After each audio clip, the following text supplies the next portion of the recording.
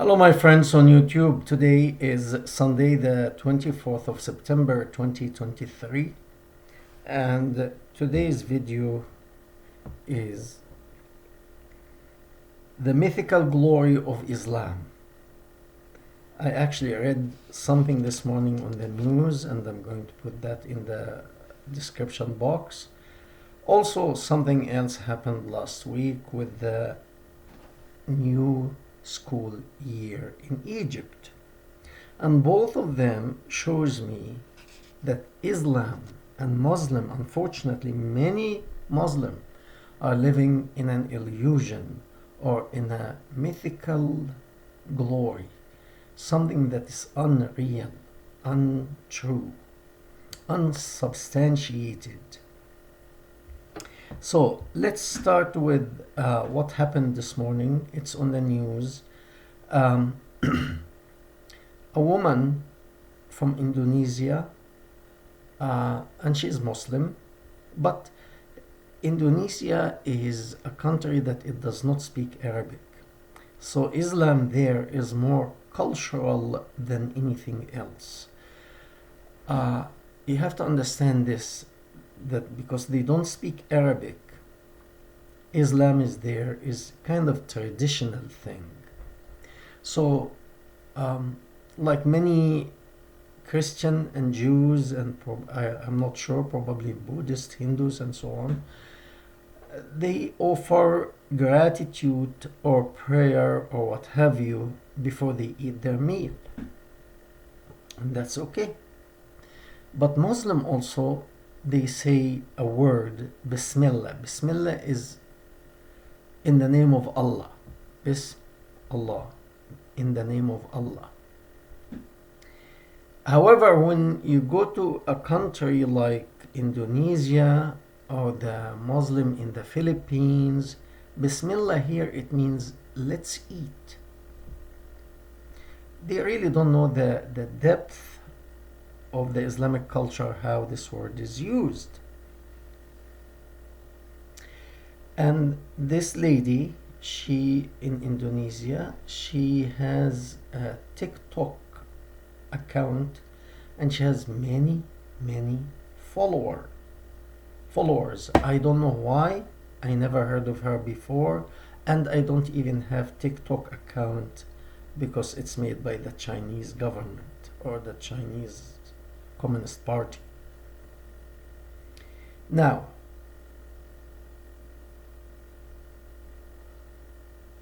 this lady is sentenced to serve 2 years in prison plus financial fine.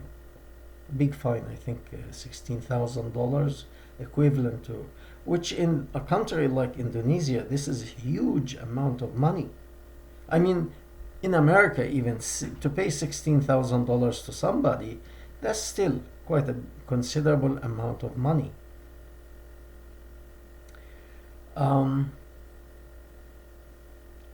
Why this lady was put in jail for 2 years? She was put in prison for 2 years because when she said Bismillah and she started to eat, she was eating something. I ate it in the Philippines as well as in Mexico. I never been to Indonesia, so I don't know, but it's very similar culture to the Philippines, and it is actually the skin of the pig, and it gets fried until all the fat comes out, and then it becomes crunchy, and it tastes good. So many people eat it as an appetizer. And I don't think she meant any harm at all. As I said, Islam in a country like Indonesia is something cultural. So she said the word Bismillah in the name of Allah and she started to eat. But she started with eating that piece of chicharron. And therefore she was arrested and she was charged and she has to go to prison for 2 years. Those who are living in the illusion of Islam, they think by doing so they are preserving Islam. Let's look at it carefully. You are not preserving anything. You are rather hastening the downfall and the destruction of this, call it faith, call it ideology, call it whatever you want to call it. It doesn't matter. Now, you sentence this young lady to prison for 2 years. Now she has 2 years free times on her hand in prison, which shows that no one is considering or thinking, just emotional thing. Ah, Allah, Allah, the Prophet, let's put her in prison. Let's punish her.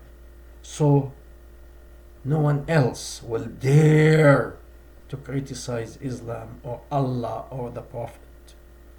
Now, she has 2 years on her hand in prison. I didn't know this lady before, even though they say she has huge followers. I didn't care so much about whatever she's doing. And I still don't know what she's doing. And it doesn't matter to me what she's doing. But now I'll be more interested to know who is she. And you know what? I'll be waiting for her to come out of prison to see what she has to say. And I could predict, when you have 2 years to study Islam uninterrupted, what will happen. You will get to know Islam well. You will get to know the founder of Islam well. You will get to know what the early follower of this founder well. And you will know the whole thing very well. And that's a problem. This is a big problem. The people who sentenced her like that to 2 years in prison should have considered that. They didn't. Because they are living in an illusion. They are living in a fake glory. And therefore, they will have to pay later on. Now, so many people will pay attention to her in Indonesia and outside of Indonesia when she comes out. And when she comes out, learning what Islam is, she will speak with more authority about what this ideology is. And because she has followers, many followers, these followers will start to listen to what Islam is. I would assume most of her followers are from Indonesia. She was not talking about religion. I mean, there are many people who sing song and they have many followers. They have nothing to do with any faith or religion. But now, when she speaks, she will... Guess what? Do you think she is going to speak in favor of Muhammad or the faith of Islam or the religion? No. Once she learned very well what this is, in 2 years, 2 long years, she will study. She will study. And she will learn. And she will know. And then she will speak. She will have more followers. And most of these followers are from Indonesia. Indonesia is one of the most populated. Of course, they have other religions too, but primarily Muslim. It's primarily Muslim country. Young and old will try to learn from her what Islam is. You think you are doing a favor to preserve Islam and Islamic faith and Islamic ideology and so on and so forth. It's a stupid mistake because you could have made Islam last longer if you have left her alone. By the same token, the guy who burned Quran in Sweden, if you didn't open your mouth and let it pass, Islam would actually be prolonged, or the downfall of Islam will be prolonged. Now you are hastening that. You are making it collapse faster. Thank you very much. Thank you very much. Keep living in your illusion. Right? Now, one more thing happened in Egypt last week, and that was because of the new school year. Somehow, Muslim women, they cover the head, they cover their hair, but they became so extreme that they cover the whole woman, the whole face, and some, they call it burqa or niqab, whatever you want to call it. They have small tiny opening for the two eyes so the woman can see.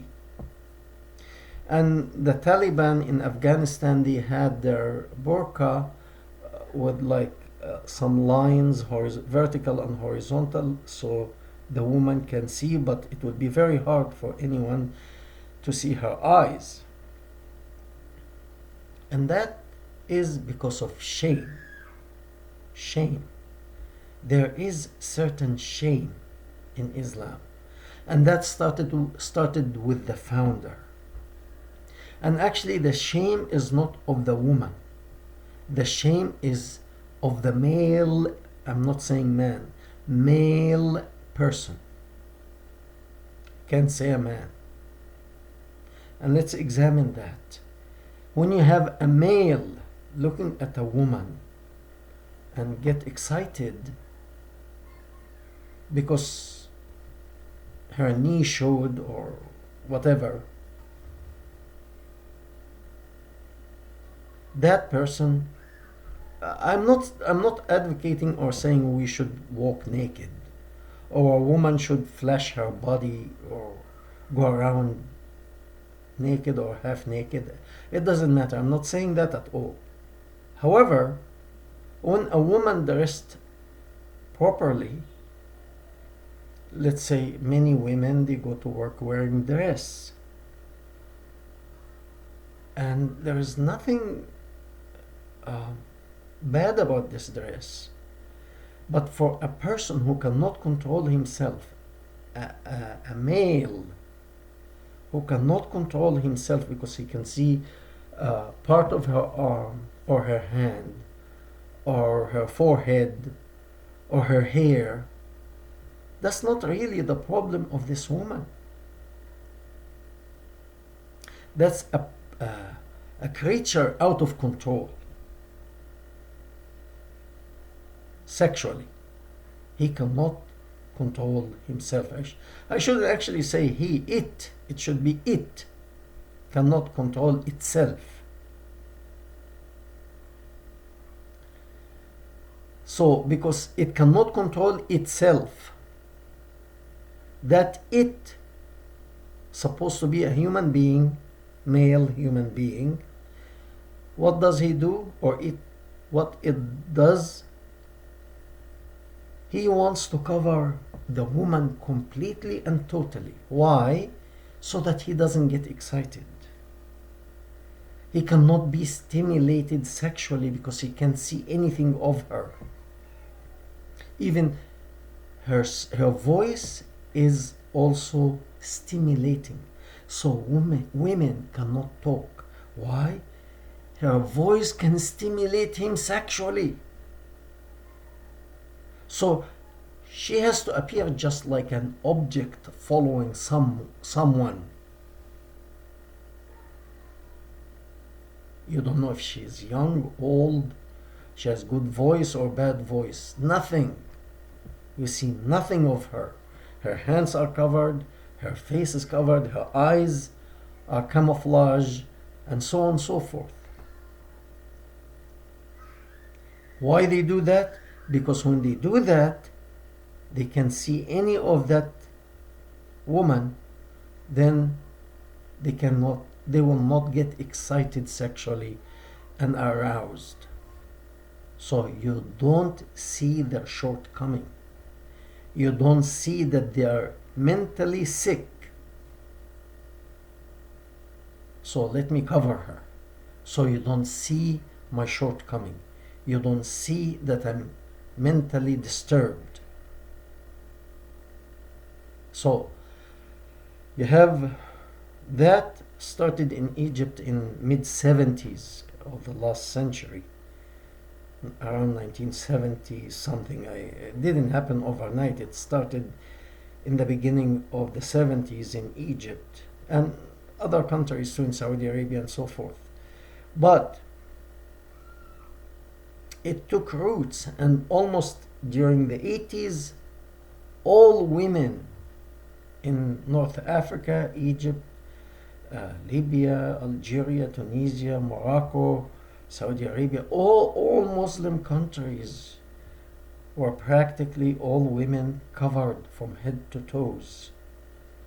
We saw the women in Afghanistan, they put in temperature that it's as hot as hell, and the woman has to cover her head completely, her face, and just a couple of holes for her eyes to see. All that is not to protect the woman, really. No, no, no. That is to protect the man from being exposed. I'm sorry, I said a man. To protect the male from being exposed. Let me tell you a story that I mentioned before. The founder of this ideology, he was sitting one time with his friends. A Muslim woman passed by. And I'm assuming she was dressed in an Islamic way, because she was living in the same place where the founder of Islam lived. And he was sitting outside with his friends, probably talking about something, and this woman passed. He looked at her, he got aroused. So he runs inside his house to one of his wives. It happened to be the woman that she used to be the wife of his adopted son previously. And she was working on something in the house, probably cooking or cleaning or what have you. And he told her to drop everything and come to take care of him, because he cannot sit with his friends. She took care of him sexually, and he went back outside to tell his friends, the woman comes in a form of Satan and depart in a form of Satan. So instead of admitting failure, saying I am out of control sexually, every woman I see I want jump her, the other word probably hump her, like animal style, really. He saw Safiya bint Huyay, the Jewish woman who was taken captive, and she was actually taken by one of the other men, one of his army. He saw her. She's very beautiful. Leave her. I give you seven other girls instead of this one, but you give me this woman. She's very pretty. And according to him, you're supposed to wait 40 days to make sure that the woman had her menstruation cycle. She had her period, so that he makes sure that actually she was not pregnant of the previous man. He humped her on the same day after he finished the fight, after he killed her family and her tribe. That's a person out of control sexually. So, what happens here? This people now, the more you're fighting to keep the girls covered, and who would know that this child, this girl, is really the girl who is a student, not her mother. Maybe her mother come to do the test in her place, because you can't see. Older sister, you can't see, and she gets high grade, but she didn't study, and they are opposing that. This is a school, and it's a public school, and if you go to any institute, you have to follow the rules. So it's a public school run by the government. You send your son or daughter to this school, you ought to obey the rules there. You want her to go to be covered?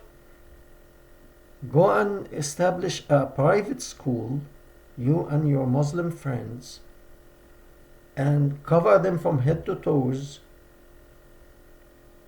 and nobody will tell you anything. But you go to work for a company, they tell you have to wear a cap with their logo on it, and you say, no, no, no, I don't like it. No, you leave. The same thing.